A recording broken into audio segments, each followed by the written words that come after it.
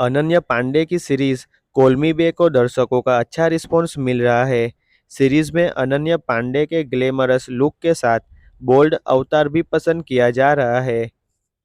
Call me back में अनन्या पांडे ने actor Varun सूद संग लिपलॉक सीन दिया है। वरुण और अनन्या का लिपलॉक काफी चर्चा में है। पर्दे पर दोनों स्टार्स की सिजलिंग केमिस्ट्री लोगों को पसंद आ रही है।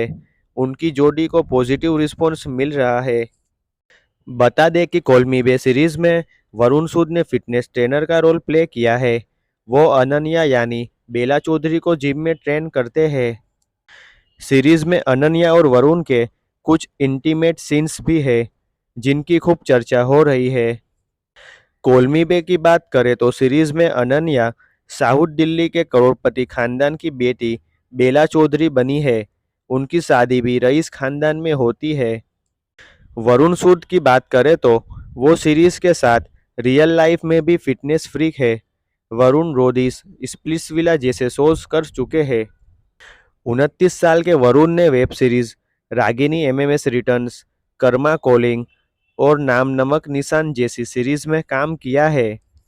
डेली लेटेस्ट एंटरटेनमेंट न्यूज़ के लिए हमारी चैनल को सब्सक्राइब करें और बेल आइकन को ज़रूर दबाएं।